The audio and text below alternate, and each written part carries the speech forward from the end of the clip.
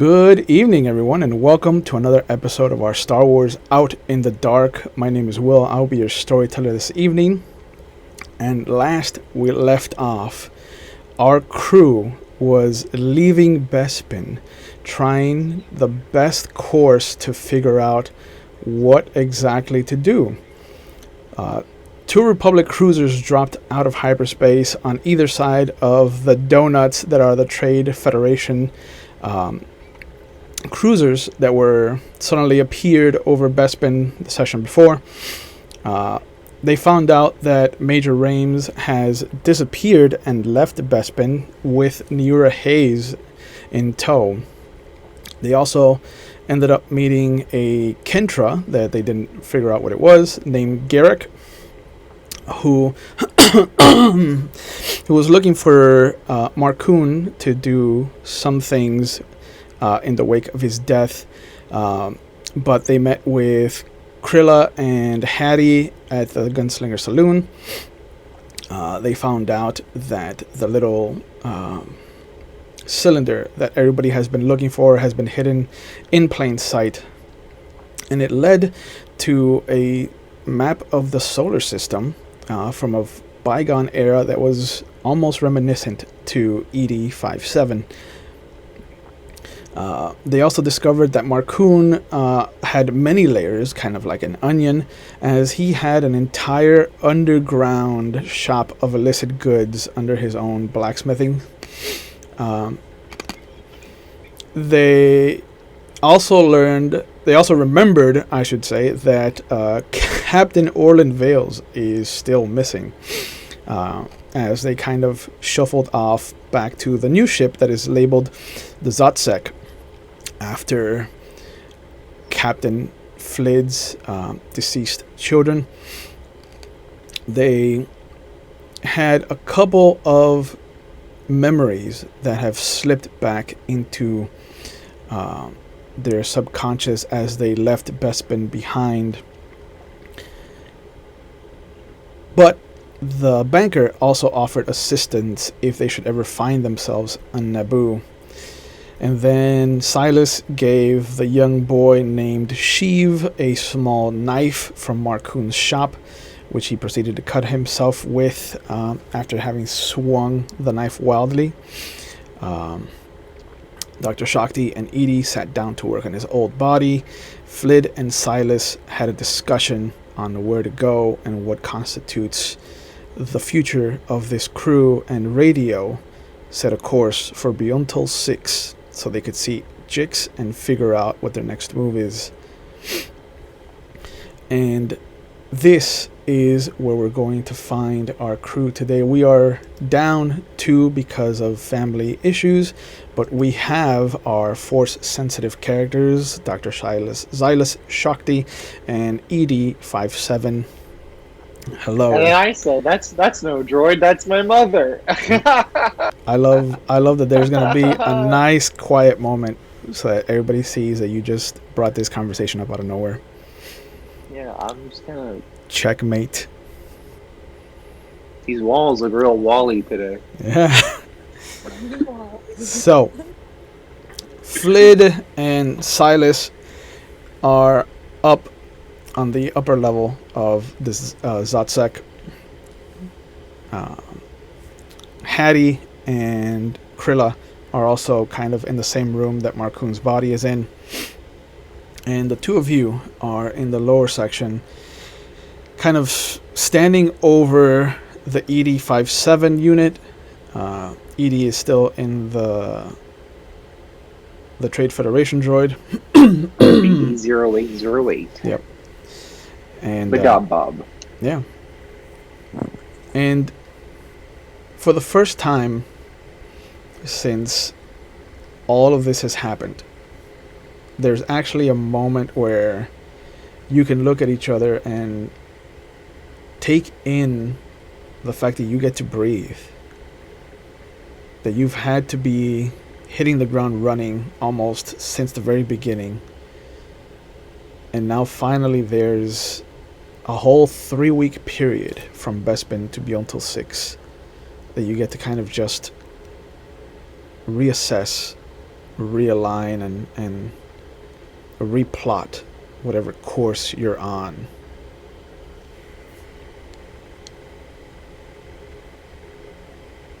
How do you want to go forward?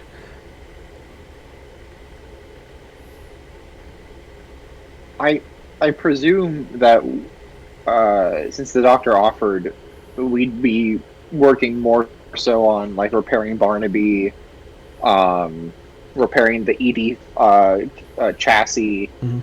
and then like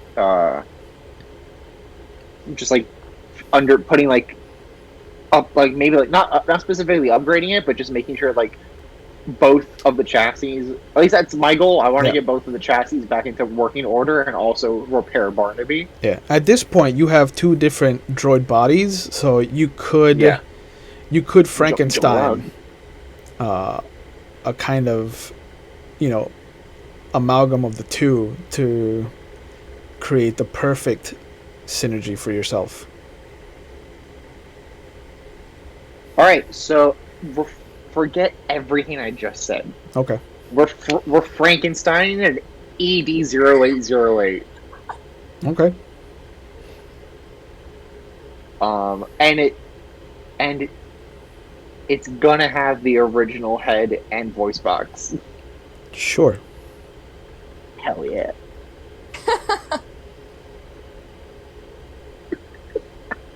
It could have the original head and voice box. It's just in transplanting, it might not hit the same wavelengths. Yeah. So you might have to figure out a new third voice. Yeah, we'll figure that out. Okay. But as you kind of sat down at the work table and put this plan before the doctor, is this something that they want to be involved in? I mean, I am willing to help, absolutely. Right. And before we move forward, because I just remembered looking at my notes, we left you last week kind of rushing away from the scene as they handled business with the gunslinger. So let's rewind a bit to right before you left Bespin.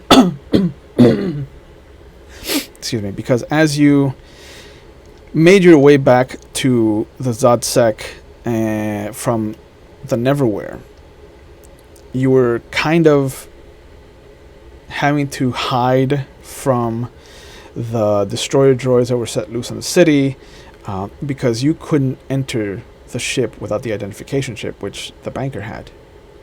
And so for a bit of your time, it was spent kind of behind the landing gear, kind of trying to be as inconspicuous as possible, until you heard a small kind of coterie of feet shuffle onto the landing pad. And a familiar voice kind of rang out over the sounds of combat and the whizzing starfighters above you. You can come out, Doctor. It is safe, I assure you. Clearly not that safe if you could tell I was here. If one knows what to look for, one knows what to find. Yes? It's fair. And you see that he is kind of...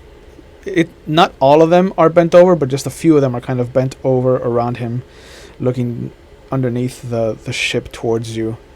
And as you kind of show yourself to them, there's a smile. And that's when you notice the little boy kind of standing there with a data pad in his crossed arms in front of him.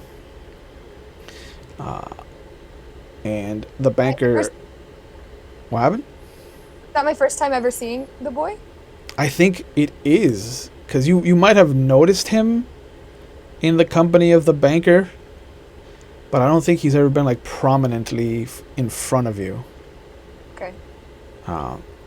But he opens his hand and he shows you the identification disc, and as he kind of waves it in front of the ship's ramp, you see that it starts to come down, and you can hear radio kind of beeping from up in the ship itself.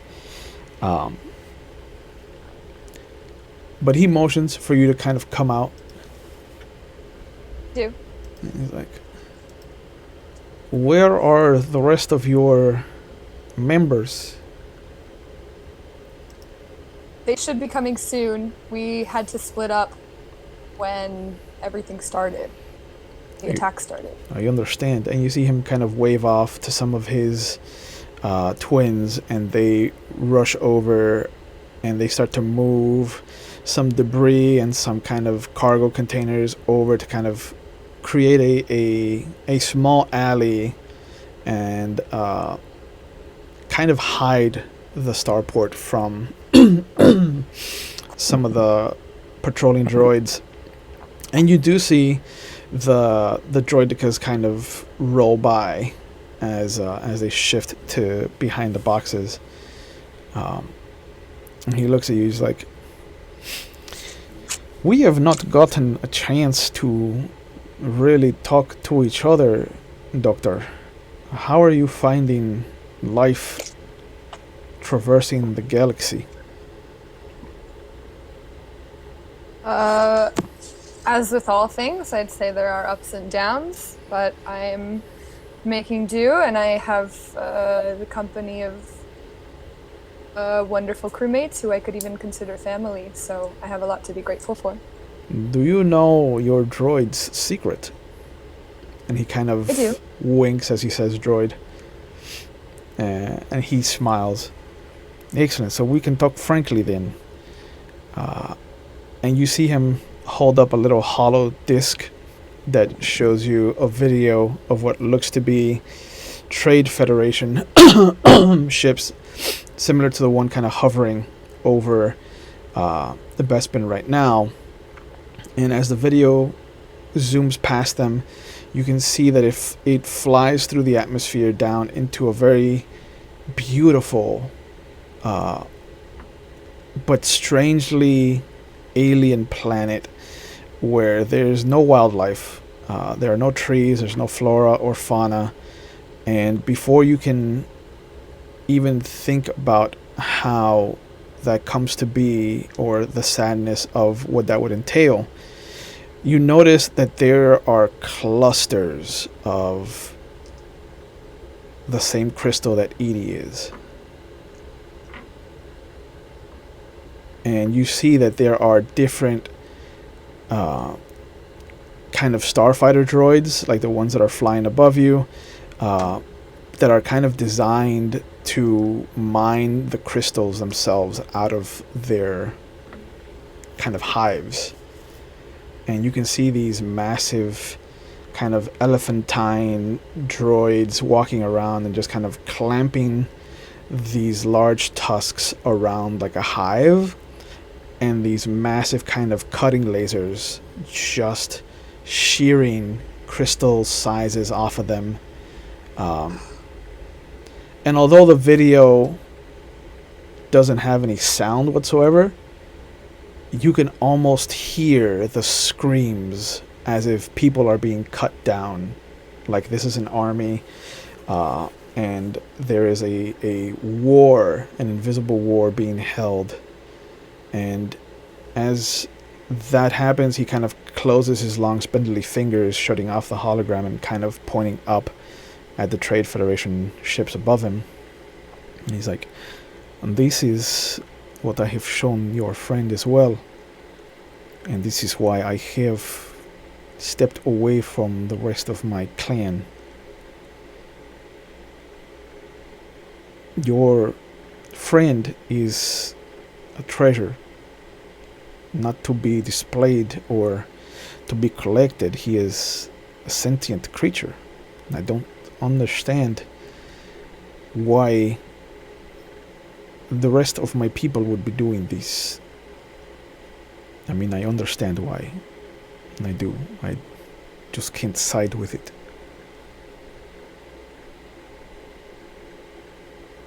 I agree. It's really a despicable thing to do, but, you know, money and power will allow anything to pass. He looks at you for a moment. You can feel a darkness, a tendril kind of creeping up and bubbling up in the back of your mind. And he kind of tilts his head at you and he's just like, Are you okay?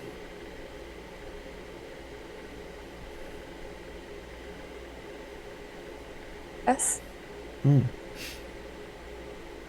And you see the little boy kind of look over at you, and he steps forward, and he kind of reaches up his hand. He puts the data pad that he's holding into one hand, and with his right hand he kind of reaches up and without asking, he kind of just puts his hand in yours, and you just hear that's just a soft voice, just it's okay. It's okay. You're amongst friends. Little boy says that? Yeah.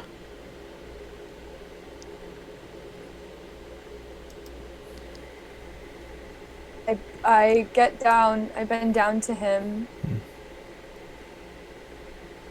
He's got these almost pained gray eyes, like a sky like an ocean sky after a storm. And you can see that he's hiding a lot of suffering with his kind of very strong outward demeanor. But he looks at you and he's just like, who's Forian? And excuse me, the second you hear that name,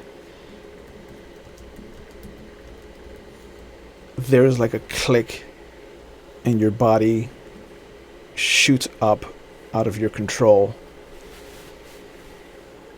and there's that voice that you've been hearing since you brought Silas back, that suddenly isn't in your head anymore. It's actually coming out of your mouth,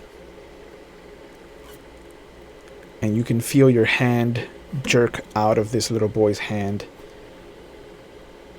and your gaze comes up to the banker.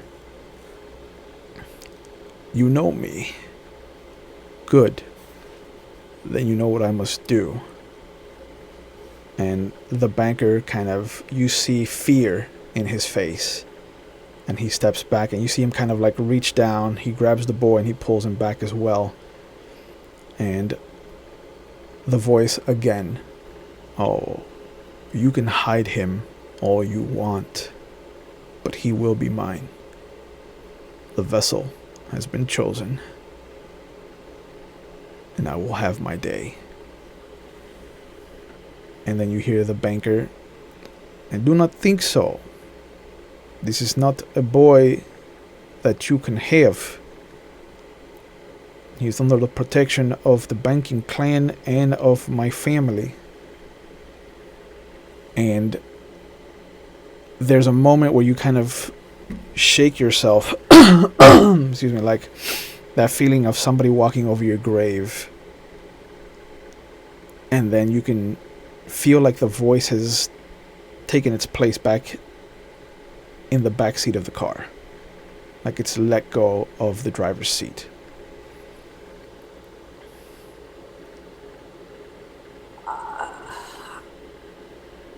I'm sorry. That wasn't me. I cover my face. Yeah. The little boy kind of hides behind the banker. And the banker kind of looks at you. He's like, please, there is no need to hide your face, Doctor. The universe is by far large and wide, and it has many secrets that we cannot begin to understand. Do you have any inkling as to what that was?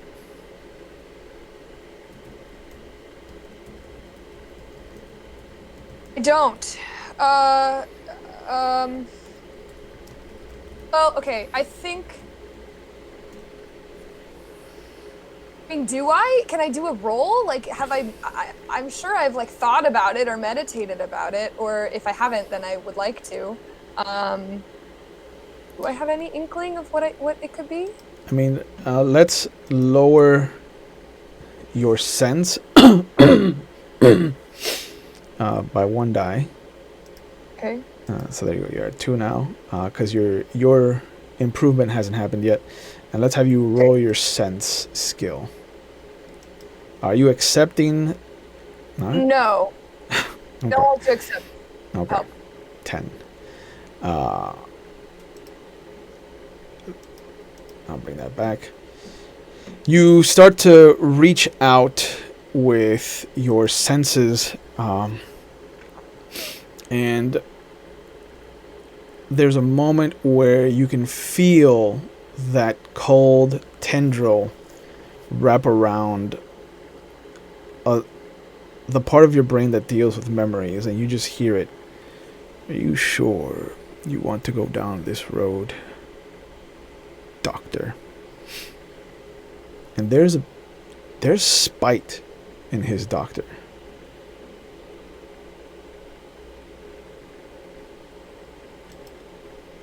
I mean, I do. I want to know. How's this then? And there's a sudden thrust, excuse me, as almost like if somebody was behind you in a swimming pool and pulled you under. It feels like that. Like there's a sudden kind of airlessness, sudden pull on every side of you. And you see yourself and that Coin Knight master of yours. You're on your homeworld. You're on Zelos. You can see that you are at a dinner table. There's people you don't recognize, shadows covered in the black tendrils of this thing in your mind. But you can see almost like written across their faces the kind of vices of some of the people at the table, and you recognize one of them as Drox. And there's his smiling face. You see him refilling your cup from the decanter, and to one side of you is the Coin Knight Master, and on opposite of him you see two really bright kind of beacons in this memory. Excuse me. One of them is just bathed in this kind of almost painful backlight, like if there was a 16-wheeler kind of 10 feet behind him with those really high, intense blue headlights put up at the max setting. And then next to him you see a female who is been shyly looking away from you, but she also has a kind of glow about her, but hers is dimmer, not compared to the human male sitting next to her. He's young. He's got this sandy brown kind of hair, the beginnings of a goatee, and this muscular build that you can even still make out underneath his robes. She has this oblong head, this kind of shading of a light blue, almost lilac color to her skin, these beautiful kind of dark blue, almost a blue purple iris to her eyes. Excuse me. But she feels warm to you. There's a warmness that's very familiar in some way, shape, or form. And you hear what sounds like blaster fire suddenly, and immediately your master, the human, and this girl that has been kind of glancing at you every so often, and once or twice has been caught and has blushed her way back into looking at her dinner plate. But you see that the doors to this establishment burst open, blaster fire make their way in, some of the bodies start to fall, and immediately the three of them ignite their lightsabers. There's the blue of your master, the green of the human, and then the yellow of this other girl. And instinctively your hand goes down to your belt where you feel the lightsaber handle. Its coldness kind of reverberates in your fingers, and the voice chimes up again. You remember this now, right? This is what you wanted? Your dinner with Drox, with your master, with Doman and Nella. Sweet, sweet Nella. What could have been? What might have been? Oh, but you knew. You knew back then, didn't you? And you see your master turn to you as you bring the lightsaber up out of its hook, up into view, and he's mad. You can't hear his voice, but his face is mad, and he's angry, and he's radiating a tinge of hate.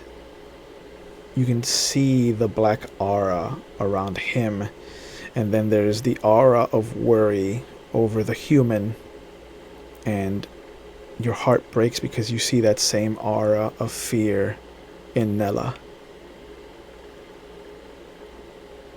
And you start to wonder why. Why would they be afraid? And almost like it is not you who wants it, but your thumb caresses the switch, the activation switch of your lightsaber, and you can feel the resistance against your thumb as you push it up and your blade ignites. And you understand now as you see at the base of the blade just flickering outward and back like tendrils of an octopus, like tendrils of this dark side coldness that is living in you. You can see the red starting to bleed out from the crystal emitter, just eating the color. And as you're trying to figure out what this is, you see the crew arrive, and there's a whole exchange between them and the banker. You see Silas give the little boy a knife. The little boy cuts himself. Talk about how it's a valuable lesson, and how if you ever need him, you can find him on Naboo. And there's a moment excuse me, before you get onto the ship, as Eedee asks you to help them with their body.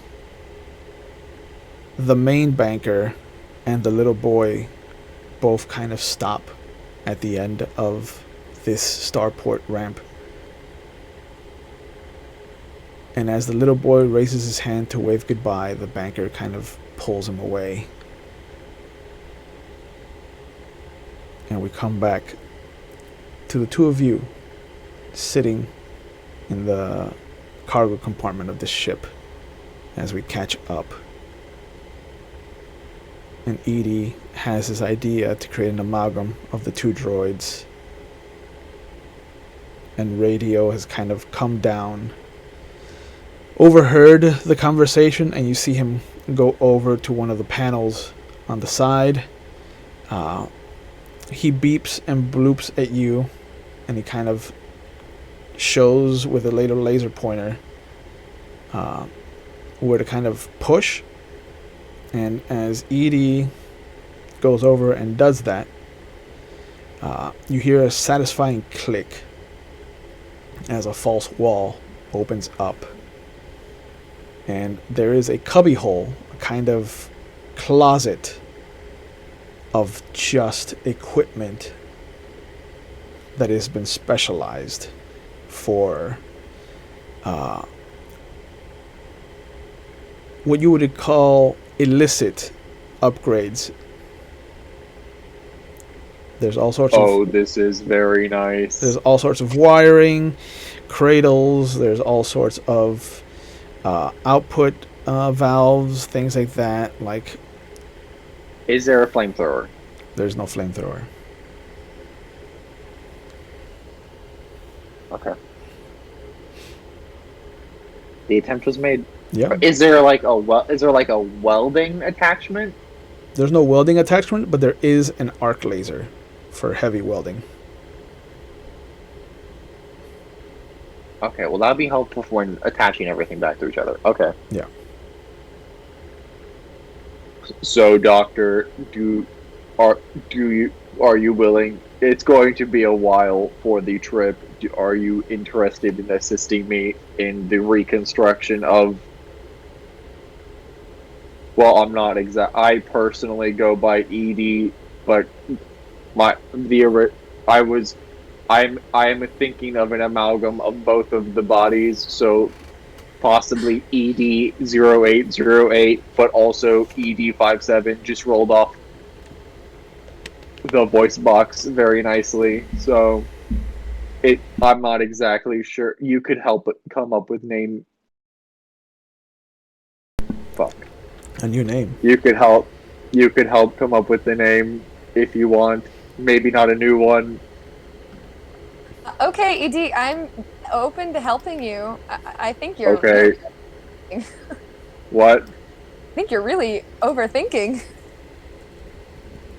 Are you sure? I do not think I am thinking enough. Yes, perhaps. I mean, let's get started. What do you want? My original voice box. Okay. Well, let's try to make that happen. Okay. Yep. So let's have Dr. Shakti roll their droid repair. We're gonna Frankenstein some heads together. Woohoo! Okay. Ooh, not good. Ooh. Oh no. Yep. Yeah. One Okay, on the so wild guy. I have a droid repair of 7. Why can't I do it? Dude, you're more higher than mine. I go 3. Why can't I do this? So do you wanna help Dr. Shakti with? Yeah, absolutely. Okay. Remember to bring down your droid repair by 1 die because you haven't raised it yet. Oh, droid repair has always been 7. It was droid programming that was. Oh yeah. Okay. 6. Yeah. All right. How's the 32? 32. Yeah. Yeah. Do I get a force point from that? You do. Nice. 31 or higher. Yeah. Excuse me. You see that as you kind of are just talking at Dr. Shakti about these grand plans that you have and the ideas that have just kind of been born of your whims. you see them not paying attention as they kind of pull the voice box out. What you wanted, right? I'm preserving the voice box. Just hold on. Oh. Just hold. And you see that there's a bit of damage that's happened to them, but it's not a hard repair. Okay. Okay. But the voice box has been removed from the original Eedee head. Okay. I know my original intention was to just actually remove that whole head fixture and put it onto the head of, like how C-3PO was in episode 2 during the first Battle of Geonosis? Yeah. That with the torture droid head. So you want to put the torture droid head on the battle droid body. Okay. Yeah. So are you gonna put the Trade Federation droid head on the old Eedee? Yeah. Okay. The idea is we're making so ED0808 is gonna be prime. Let's go. This is it in the prime, and then BD57. Because we're just going to swap the first initials. Sure, why not? BD57 is just going to be the beta of it all. Almost like where it's like it's still pretty good. If BD stands for like backup droid. Exactly. Okay. But which one gets the leg sleeve? I would say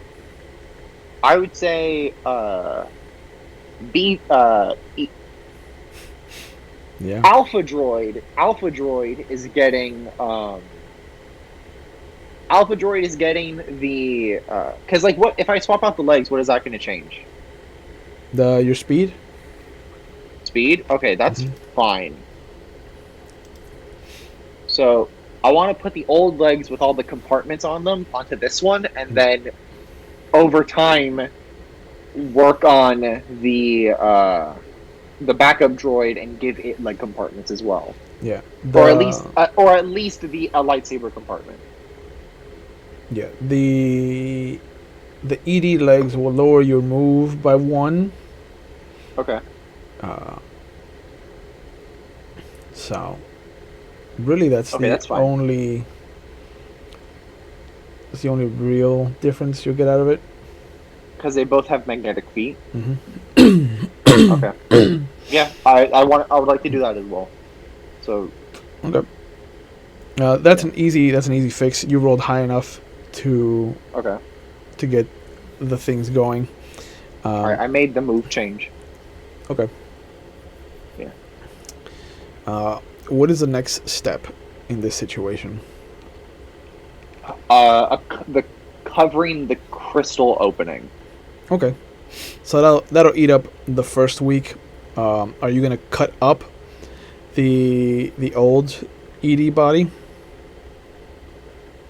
I would say I would talk to Radio about like if there's any extra like metal plating around, just so it would cosmetically fit with the body. If not, it's going to be stripped off of the beta chassis. Okay. Yeah.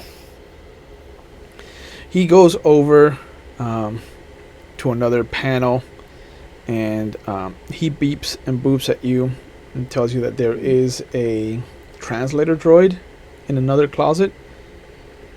But they never really use it since. But it might be useful for you guys. Now hold on, because that's body number 3. Yeah. So, all right. Wait. So have we made? So week 1. Which body am I in right now? You're still in BD 0808. Okay. The 0808. Doctor, I have a task for you. All right. While I make the larger repairs, can you gut this droid so that it could be a third chassis if need be? Radio takes that as to activate the droid, and so you see him interface with the ship. I deactivate it. Instantly, that's off. Turn it off. Alright, make your roll. But you see his little hand. Wait, I'm sorry. 28. Wait. Yeah. Yeah. Yeah, you see the little arm come out. It interfaces and then immediately gets shut down. But you do see the closet open, and you see the old protocol droid with like this very stretched oblong face and this very thin kind of very almost like no nonsense, like there's no filler, like it's just a skeletal structure, and then very minimal plating. It looks almost more like mesh kind of above it, that you can see the wirings beneath it, and it comes out, like it slides out of its cubby hole, and it looks at the two of you. It's like, how may I be of service?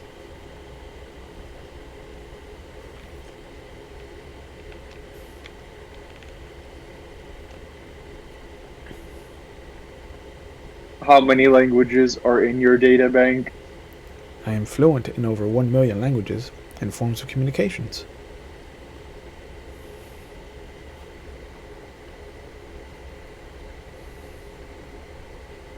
Interesting. Do you need anything translated? Not at the moment, no. Very well. And you see it shimmy back into its cubby hole, and the door closes again.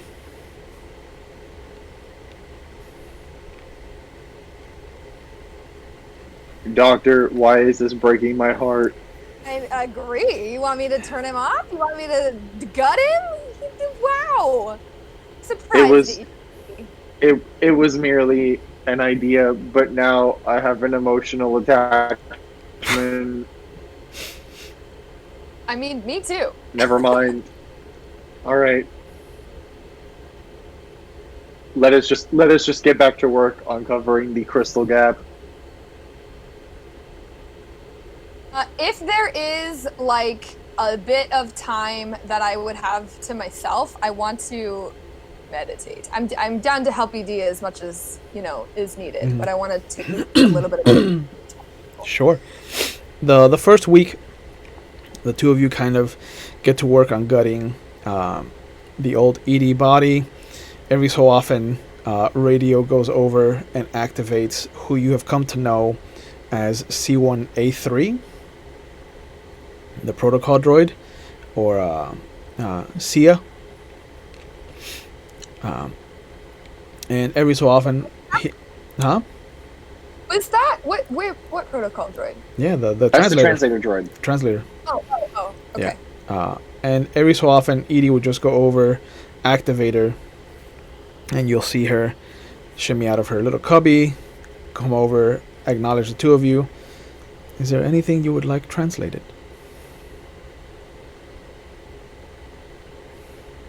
No, thank you. I understand. And she will shimmy back into her cubby hole, and just the door closes. And you see every time that you dismiss her, like radio spins in place, almost like he's laughing. Oh, to be an astromech. I look at him. I wonder what the inside of you feels like. You see a small panel that hasn't opened up before slide open, and a small little cylinder comes out that you see has Pipe bomb? it has a little silver mesh kind of coiled wire that goes into his actual internal body, and then there's a little clicking until there is a blue flame that shoots out of him for like maybe 2 or 3 inches in front of him, and you see it fine tune it until it's just a bright yellow orange kind of white light, and then he beeps at you. Try it. You have a flamethrower. That is so cool. He turns it off. He turns it off, and you see it retract into its slot. And then again, you see the other slot open, and he shows you the thermal detonator. And he beeps and boops at you. And I don't know if I want to... Would you share this with Dr. Shakti if he threatens you? No. Okay. Then I will message you personally what he says. Oh, it's a strain of curse words.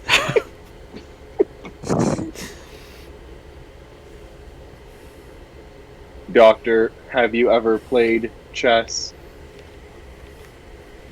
I've heard of it. I am not a big chess player. I know friends that have played. I spend the in any spare time I have where the doctor's not meditating, I'm not working on Eedee. Mm-hmm. I'm teaching the doctor chess. So week 3 we can play. Okay. So week 2, as the Eedee body has been kind of stripped down to a basic, just kind of strange amalgam of this Trade Federation droid head, this old Eedee body that is just basically the outline, the ellipsoid, not ellipsoidal, sorry, the trapezoidal kind of outline of the frame, its arms, and then the chicken legs of the Trade Federation droid. It looks like just a husk. Like the only thing missing from it is maybe a century's worth of rust. But Eedee's new body has the original head, the new Trade Federation body with its arms and its kind of program retinue and CPU unit, and then the old Eedee legs with the sleeve that still has your lightsaber in it.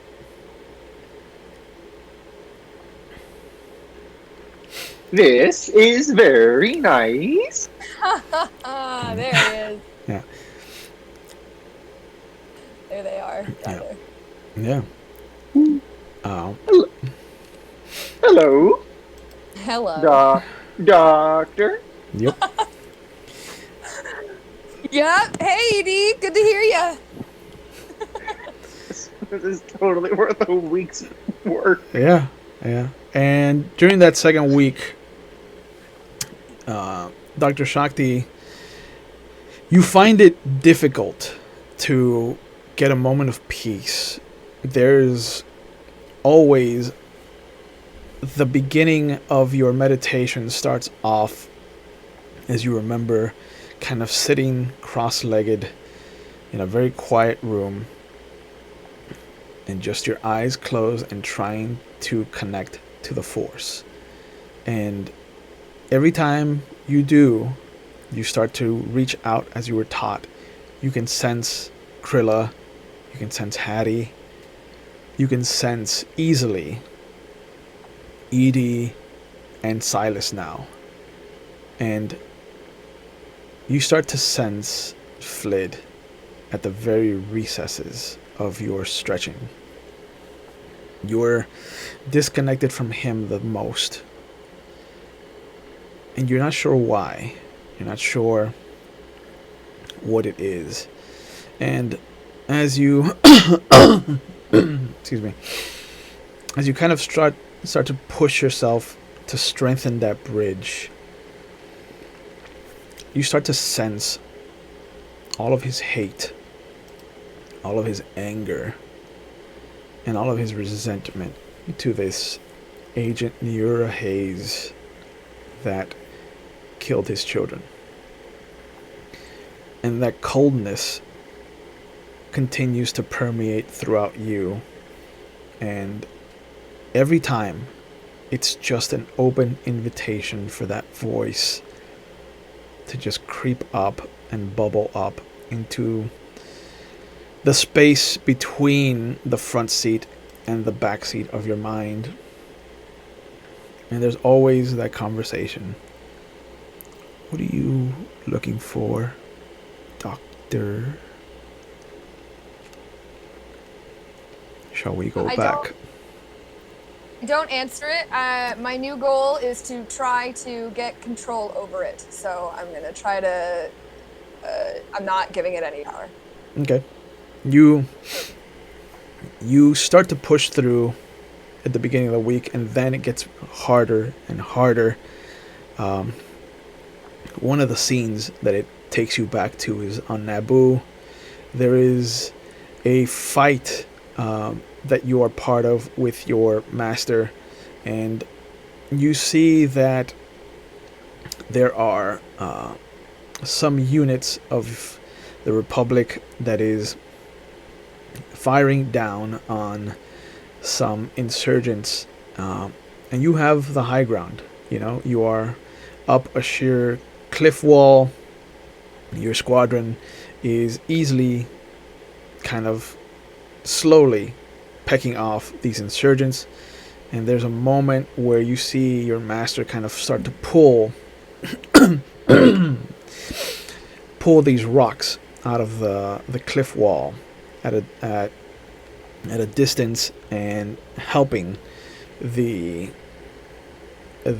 Republic troopers by creating kind of these stop gaps for the insurgents, kind of holding the rock in place, force them to move and to lose the whatever ground they had to fire up this cliff wall. And you get the inkling, and the voice again kind of urges you on. It's just like, you can do this. You can do this so much better than he can. Let's show him what you can do. And there's that preying on your desire to kind of impress your teacher. And you can see your hands outstretched from your body, and there's that pulling motion. And instead of pulling one or two rocks out to kind of block the fire from these insurgents, you see yourself pulling the entire rock wall down on these insurgents, but at the same time killing these troopers as you plummet them to their deaths as the earth is pulled out beneath them. And there's a shocked and almost horrified look on your master. And for the first time, you can see the camera of your mind kind of pan around to show you the fear and the awe of your abilities, of what you can do. And then you're taken back to that dinner on a different day, a different attempt to kind of meditate through it. And again, you can see the human. You can hear some of the voices kind of muffled. There's a lot of screaming. There's a blaster fire. You can hear now vividly the name Nella and the Padawan, the kind of bashful Padawan that had connected with you on some level. That's her name, Nella. And you can hear your master calling out, blaster being deflected out as they're trying to protect somebody at the table. Who are they trying to protect, though? You can't see them. You only know that you have to protect Nella, and you have to protect Drox. And as you kind of push forward onto the table, your lightsaber, tendrils of red kind of creeping up, one of them just pushing further and further out towards the center of the blade. And in your hubris, there's a moment where you deflect a blaster, and it hits Drox. And you can see him just, his arms shoot up as his body crumbles. And the blaster mark, the blaster burn at the base of his spine. And before he hits the ground, your senses have already stretched outward towards him, and you know instinctively that he will never walk again because of you. And the final attempt that you make that kind of creates a hesitation for you to try again and kind of seek release elsewhere, maybe in the chess games that Eedee has taught you, maybe in learning to cook, or to kind of see the star charts for yourself. But there's a final vision that you get as this voice taunts you and torments you more than anything. But it's you and your master, and you're on an ice planet. It's cold. Even your breath on the ship kind of fogs in front of you as you breathe out. You're not clothed for it. There's no layers. He is. And you can kind of see him pacing around you as you're sitting. You've taken apart your lightsaber. The crystal that once excuse me, shone with purity, with intention, with your hope. You can see that it's cracked now, that there are black veins stretched out from the heart of this crystal. And there's anger that's radiating out from you. There's frustration. And as your master is trying to calm you down, and you can feel him projecting just his emotions for you to stay calm, for you to breathe, for you to just find your center, that voice just lashes out.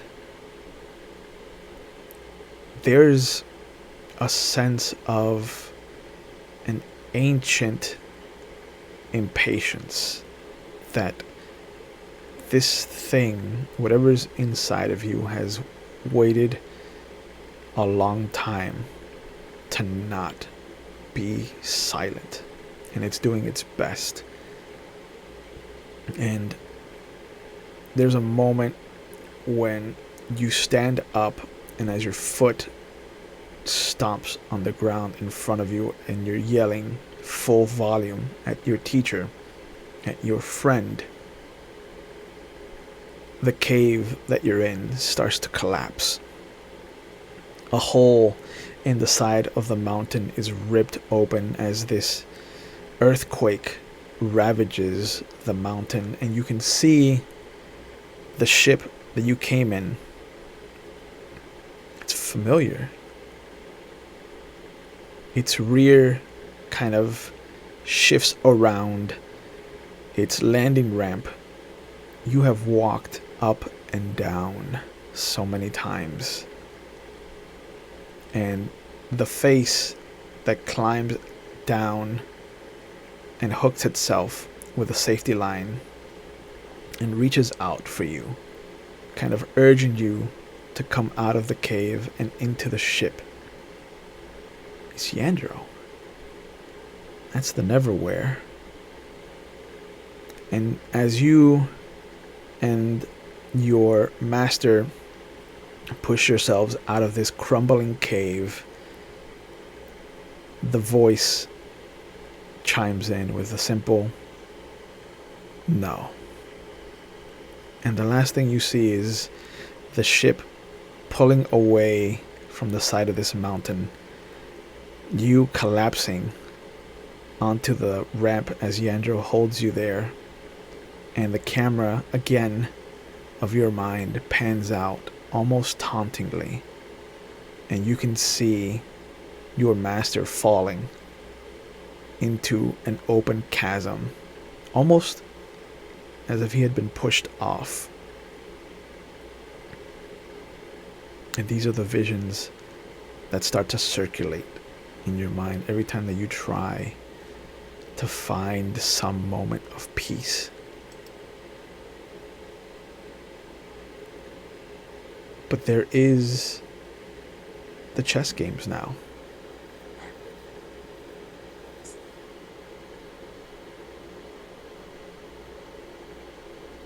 I almost did the other one. Hold on. So, as I said before, you can either be black or white. Dealer's choice. Doctor. Great. Black. All right. Brandon thinks white goes first in chess. Yes, Now he doesn't remember. It is a racist Yeah? game. Yes, white goes first. Okay. All right. I was all right.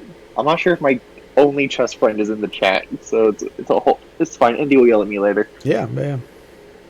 I can't wait to ruin her favorite game. Yep. Okay. And move upon. So, do you think you have been getting better?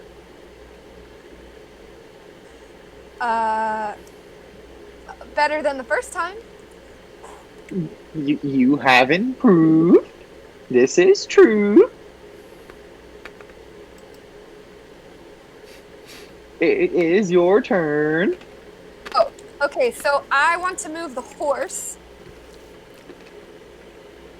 You can do that. Okay. Now, do you remember which letter they move? It's like, yeah, an L. Yes.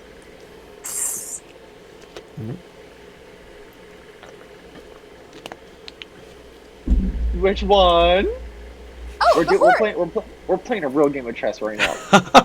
Oh, As you play the first game, you easily trounce Dr. Shakti, and you see radio kind of spin in place.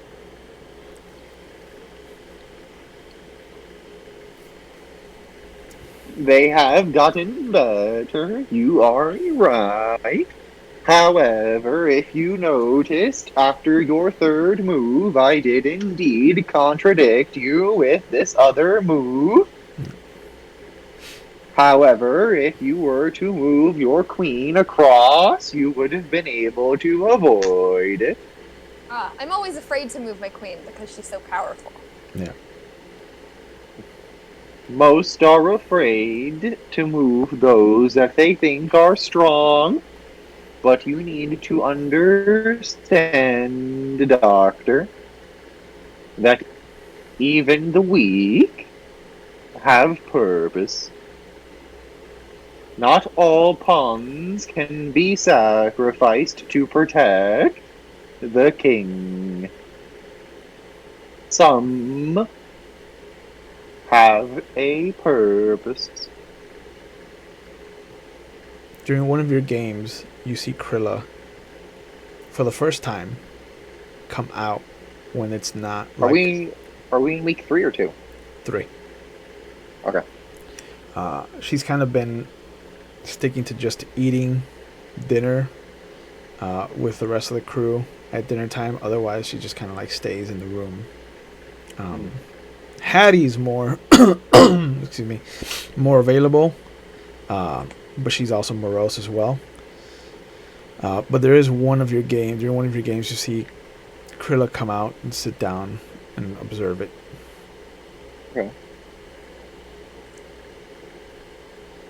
I offer her a game. Like she can play loser. She shakes her head. You see that as the game comes to a close, she looks at the two of you. She's like, what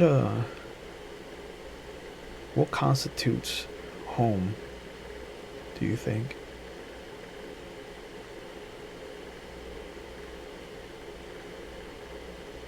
Some say that home is where you are formed. I choose to believe that home is where you feel most at ease.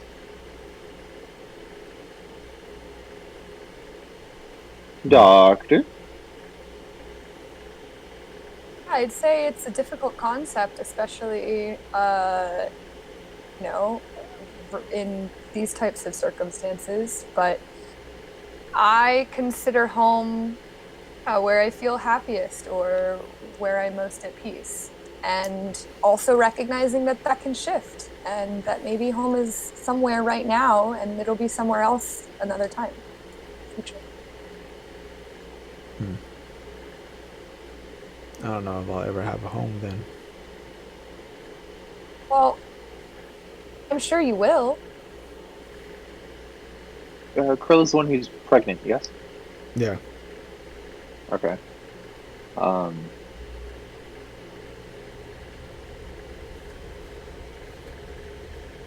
Even if you don't have a home, you will be creating one very soon. And it is the home that you forge and trust with yourself and your kin. That is the home that is the most important. She looks down at her belly and she's just like, I don't see myself having a home without him.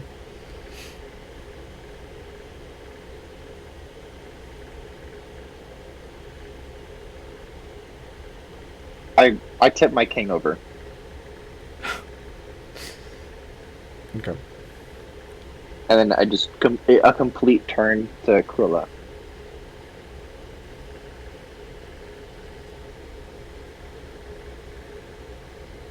It is difficult to lose a loved one. This pain I am only aware of, and yet I feel as though... Krilla, how familiar are you with the Force?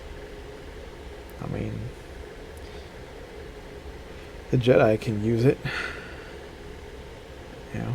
That is incorrect, my dear. The Force flows through all living beings.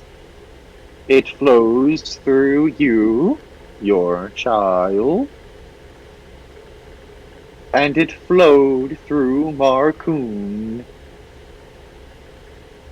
We live through the Force, and we die through the Force. My And Jedi? yet, not necessarily. Was Marcoon a Jedi? It is.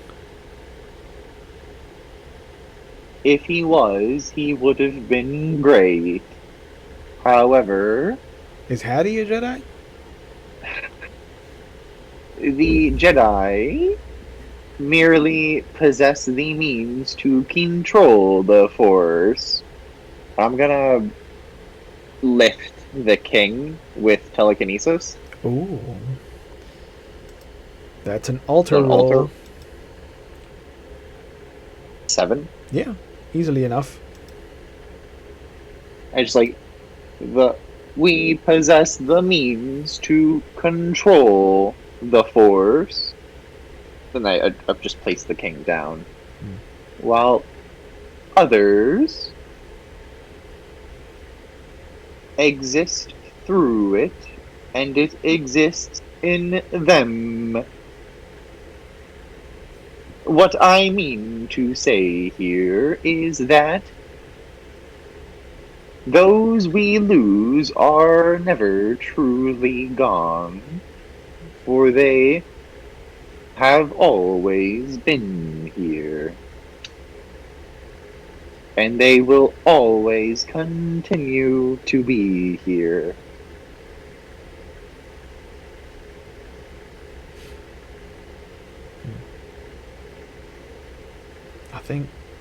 I think I understand.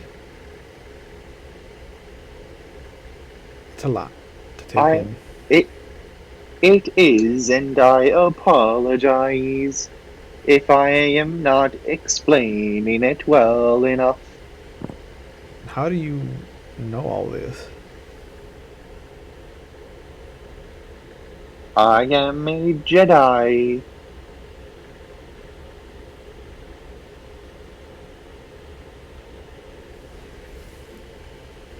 It is inherent for me to understand the process of life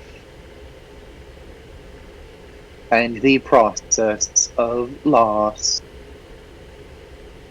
Have you lost? And she looks at Dr. Shakti. Have you lost? Certainly have. I wish I could tell you that it gets easier. It doesn't. It stays hard, it stays heavy. You get stronger, and your capacity for acceptance and love gets bigger.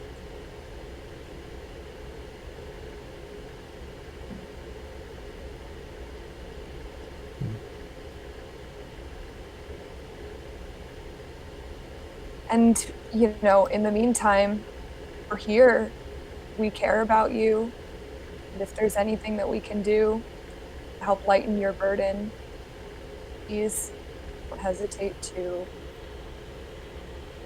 let us know. And if it's just hanging out, you know, we can all book something. I'm sure Flid wouldn't mind. Or we can play this game here. He's pretty good at teaching. She looks at Eedee. Excuse me. And she just, have you ever felt love? Can you feel love? And she kind of taps on your chassis. I am not the droid you see. Yeah, Silas told us.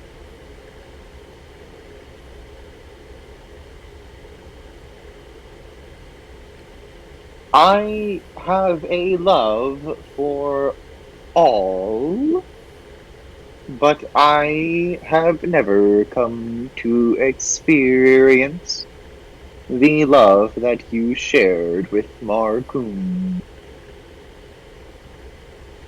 So, is that just alien to your species? Sort of. Home was different. We were all one being in an endless cycle of communication. Love was not a discussion point, and it was only after I left the original structure that the concept became truly understood to me. I would like to do life sense on the baby. Life sense? Yeah. What do you I want to... sense? I want to, like, health, gender, I guess. Just like stuff that I don't think she may know about the baby. The user can sense the presence and identity of a specific person for whom she searches.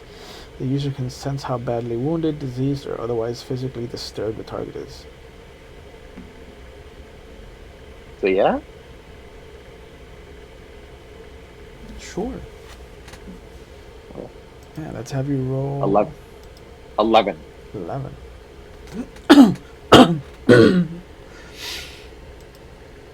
You reach out with the force, and Katie, you can feel him pulling on the threads of the force. And as he does, you hear again that voice bubble up. Oh, look at it. Pretending to be a Jedi. How easy it would be to just eject them into the vacuum of space. Stop! No! I covered my brain! But as you reach out with the force, you sense that something's off with the child. You're not sure if it's the science involved in the quote unquote cross-pollination of the two species, but there's something off about the child.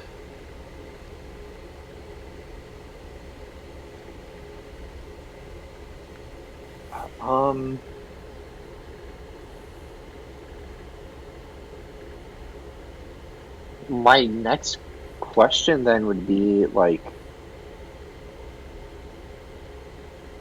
if I were to do like accelerate another's healing, could I like try and heal the child? Or my other question is, could I do Farseeing to look into the future of the child?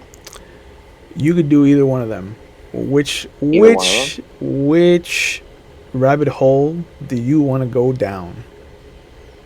I'm gonna be real honest with you. Farseeing feels like the one that makes sense story wise right now. Sure. Are you gonna try to do it in one turn, or are you gonna try to take your time with reaching out with the force? Take my time. Okay, so it'll be the two separate rolls. I want to like, yeah, okay. Yeah. While she's talking to the doctor, I want to just like, while they continue the conversation topic, I just want to look into the child. Okay. So you see Eedee kind of sit up and back, and you can feel again him pulling on the force, and you can feel this is a little bit stronger now. Like he's doing something much greater than what he was doing before. You don't know what he's doing, but he is pulling on a much greater thread of the tapestry. How do I do multiple dice? It's just roll control and then roll sense. Since you're doing it over 2 different rounds, there's no... And then alter? Okay, so all 3. Yeah. Okay. I thought Farseeing was just control and sense. No, it's control, sense, alter. Oh, that's... Go nuts. 10 for Sense, control. alter. 6 and 9. Okay. So you reach out through the force, and there's a moment where your vision starts to become turbulent, like a storm. You're not sure what's happening, but you know that you're in a possible future. This is an outcome that might happen. But you see the Zatsek in a different paint pattern. And there are what look to be trophies of skulls of some creatures that have been fastened to the hull. There are smaller trophies once you kind of pull yourself inside the ship of different races that adorn the walls. And in the pilot seat, excuse me, you see there is some kind of humanoid creature. Radio is sitting there, also with a trophy skull attached to the top of its dome. But you notice that this creature has your lightsaber on its belt. Okay. And you're in the same place that you are right now. You're in the middle of a hyperspace tunnel, and you kind of see it slide around and start to walk towards the rest of the ship. And you see that it goes into one of the rooms, and Flid is chained up like a slave, collar around his neck, chained to the wall. And the humanoid walks into his what is now a cell instead of a room. And as Flid kind of stands up defiantly, the thing looks like it just slaps the air in front of it, but it lurches out and actually hits Flid. And as he kind of falls, the humanoid goes over, undoes the chain from the wall, and pulls him out like an animal towards the kitchen. And he commands him to cook. And he kind of goes over to a different room where you see your crystal. Larger. Couple of branches already. And it comes in, and you see it grab the lightsaber and just tap the crystalline form. And you can just hear, "We're almost home. I need to thank you for what you've done." And as he steps away, he turns back towards the crystal formation, ignites the red-bladed lightsaber, and cuts you in half. And that's where the vision ends.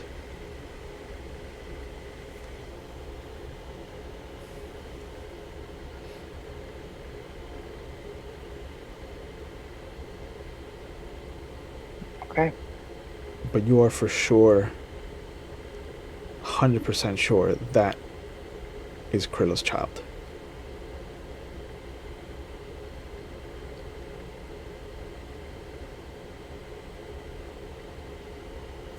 Okay.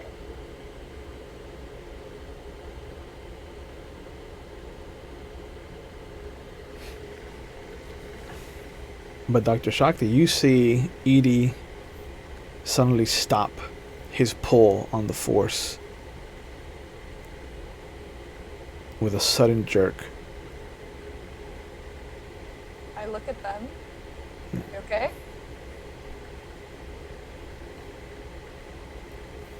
Much to discuss later, I suppose. No need to bother Krilla with Jedi nonsense. She's like, "Oh, I can go back to the room if you need to talk." And she starts to stand up. It is not that important, I assure you. Okay. She stays sitting there with you. When was the last time you got a checkup, Krilla? Maybe about a few weeks ago when we kind of discovered this. Perhaps all of the stress can be affecting you, Doctor. I Yeah. suggest you check out Krilla and the child. I think that's a great idea. Am I gonna be okay? Is it? Uh, it's just, typically if we were on a planet, you would get checkups pretty frequently. It's just part of the, body stuff. I mean, the doctor that we went to said that we just had to go once a month. When is the last time you went to that doctor? A couple of weeks ago. Sounds like a month to me. I mean, if It's also you, been a lot. I mean, we've gone through a lot, It can't hurt to make sure that everything's sure. Only if you feel comfortable, Krilla. I don't want to make you do anything that you feel uncomfortable. Yeah, I mean, if you're offering, sure. I mean, I feel fine. I'm a little sad, worse for wear, but I'm fine. Do I not look fine to you? No, you look great. I mean, you look fine. I'm quiet. Yeah. She's like, all right, no, fix your camera. But she starts to push herself up, and she's like, all right, are we doing this now, or should I get freshened up, or? Thank you. Whatever would make you feel most comfortable. I've got time. We were just, playing some chess. So if you, we could do it another day. We could do it today. We could do it right now. We could do it after dinner. Yeah, she looks at you. She's like, yeah, we're not going anywhere for another week. So I think fine. Right now is fine. Yeah, sure. Okay. And she just follows you to wherever you want to do this exam. I mean, somewhere, it's not in front of everyone, probably. Yeah. Man, it's almost like you should have raised your first aid. But let's go ahead and have you. I know, right? Have you roll that. It's not like that was on your list. What most definitely was. 13. 13 is enough for a standard checkup. She's fine. She is showing signs of, being stressed out. There's a higher blood pressure than she should be having. But that's probably due to the stress and all of that. But with the limited equipment that you have on board, and limited kind of facilities, yeah, she's fine. And it sounds like the baby's fine as well, without a sonogram machine or anything like that. Like it's just kind of like holding the sides, kind of pushing in one direction, seeing if there's resistance, and then kind of listening for movement or a heartbeat. Excuse me. So yeah, it's alive. It's kicking. Okay. Is there anything that I can do? I mean, I don't actually know if I ever want to say that because of this crazy thing that's going on with the Force with me. But is there anything that I can do? Because I obviously noticed that Eedee was using the Force, and there was something else that went on. So is there anything that I can do to kind of sense the baby like that? Sure. Are you fighting off the urges of the dark side, or are you going to use them for this? No, I'm fighting them off still. Okay. So we'll lower your sense by 1 die. Okay. But yeah, go ahead and roll sense for me, since you have receptive telepathy. 8. You reach out with the Force, and Eedee, you can feel Dr. Shakti pulling on the Force from the other room where they're with Krilla. And it's a simple kind of tug. It's not a hard, abrasive pull. But you feel like there is a tinge of coldness that comes from the room. And then almost instantly it's snuffed. As you reach out with the force, Katie, towards this baby, you can feel thoughts of anxiety, of wonderment, of trying to figure out the world at large. You can feel it trying to create names for the sensations and for everything that's going on.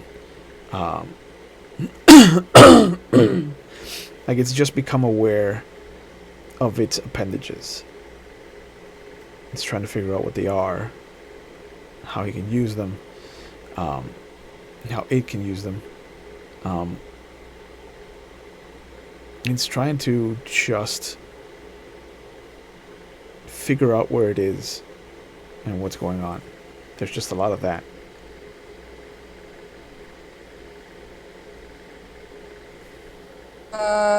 Okay. Does that feel abnormal? Does it seem like that is atypical of like a developing fetus? It feels like, given the amount of months that she's in, like it's a little advanced.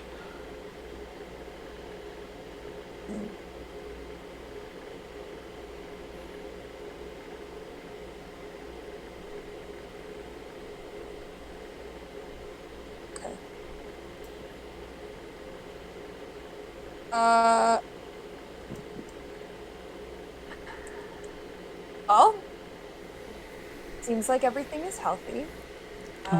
Good. I'm glad. I'm not going to mention the force. Yeah. She holds her stomach. Yeah, your blood pressure's a little high. It's to be expected because you're going through a lot. It's a really stressful situation. If you can, honestly, I recommend doing some deep breathing every day. I know meditation can sound a little silly or woo-woo to people, but it really is beneficial to every single system in your entire body. So taking as much time as you can out of each day to just breathe, just be with your breath. And I guess I can try that.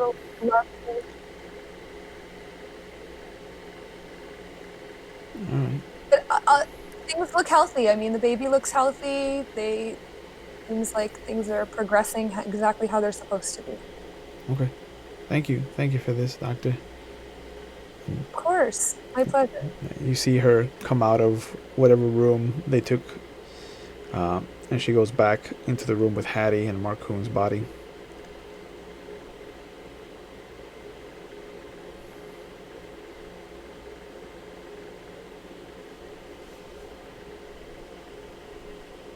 Where's Eedee? Still at the table, I imagine. Yeah. All right, I'll go sit at the table too. Okay. You mentioned that there was much to discuss. There's something wrong with that child. Oh, I was thinking the opposite. It seems very advanced.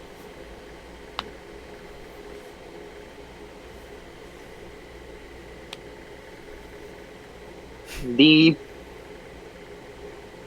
roads of the forest are difficult to terrain, and I have made a mistake in an effort to do some good. You know what that's like.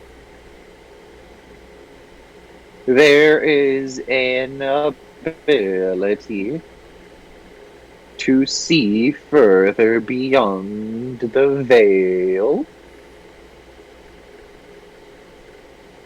where time connects into space, that child may very well be the death of us all. Well, what do we do? That is an ethical question that I feel unable to answer. How sure are you? The whole story that Will told me, I tell to you. Yeah. Okay. Wow. A dilemma indeed.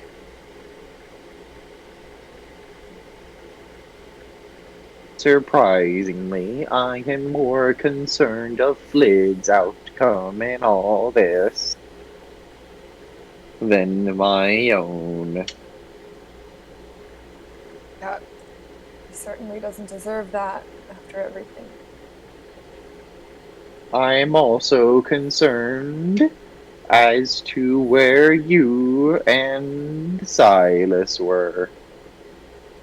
Weren't there at all? No.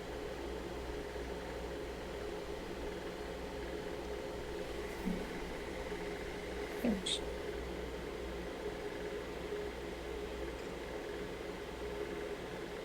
That none of like the trophies seemed like they would be like Silas's skull, would they? Like his race?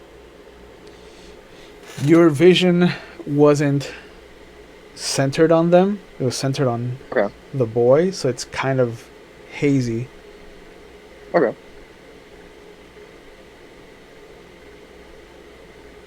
However, the red blade speaks volumes.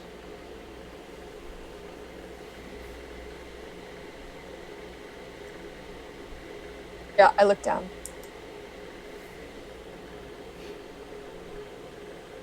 I can feel you fighting off the coldness, Doctor. It is something to be proud of. Do not fear it, Doctor. Fear is what allows it control. How do you not fear something that allows you to kill?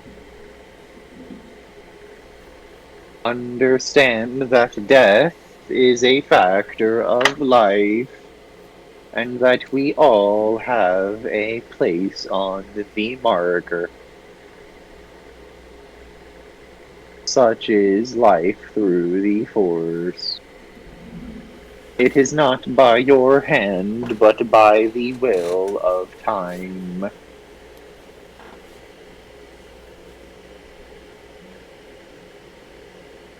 Fear and hate are what allow us to tap into the coldness,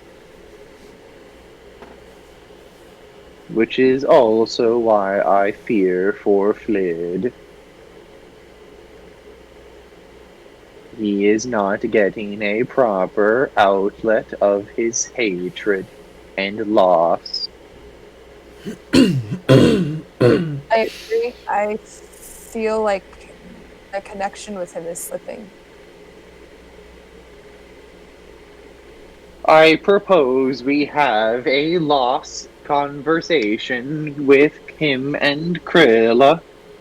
The two of them may be able to connect over shared loss. I think that's a great idea. Something tells me you can also contribute. I'm not unfamiliar with loss.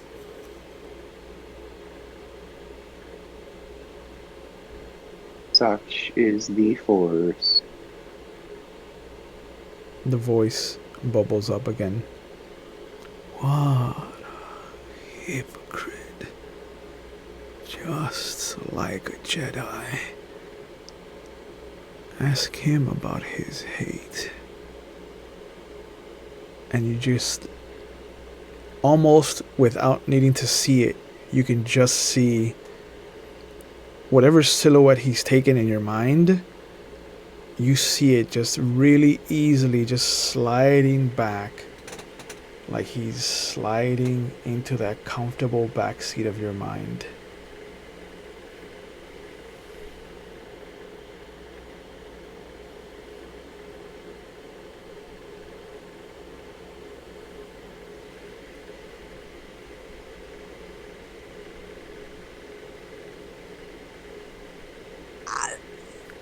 What you gonna do?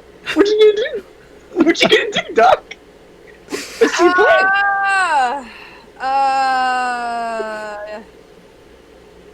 Dee, I want to trust you.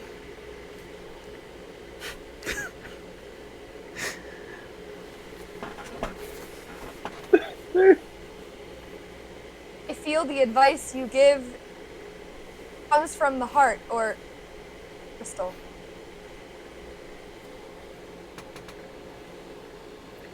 I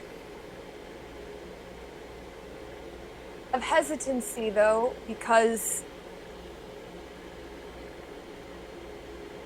I feel there are things you're not telling me about your own experience with the coldness. How old are you, Doctor? 32. I am 150 years old. And that is more so since being removed from the home.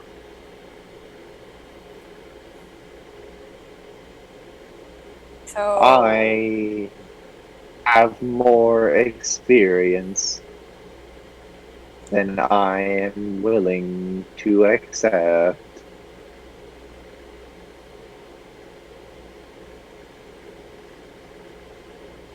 The Academy is not one for those who do not know how to experience it. What they don't tell you is that they look for those who hurt the most.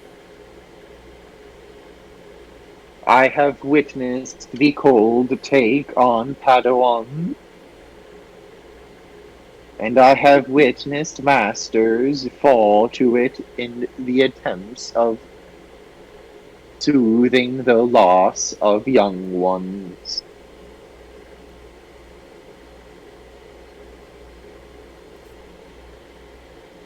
Some could say my own master embraced it when disciplining me.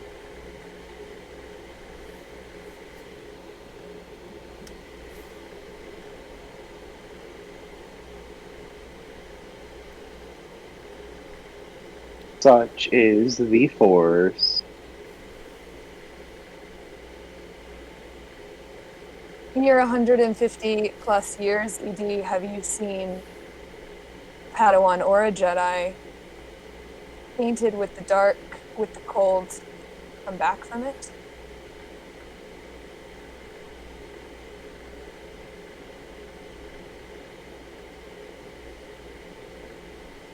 Not that I can recall.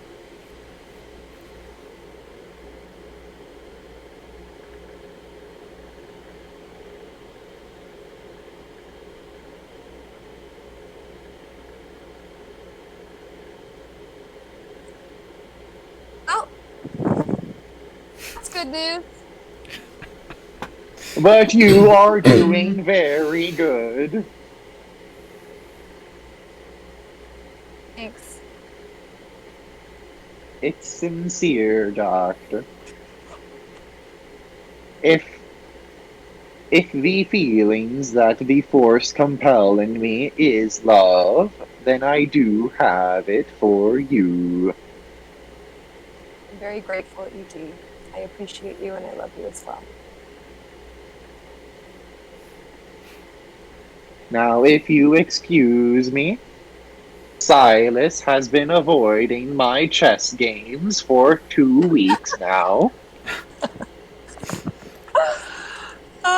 Yeah, go get him. Yeah. Pick up the board, and I walk away. Okay. And as the two of you kind of have this little talk where Eedee more or less dances around the situation of his own darkness kind of festering in the core of his crystal, and as Dr. Shakti kind of has come clean a little bit, and Krilla has been aided and checked up on, and a possible darkness that might loom over the group is now in play on the chessboard.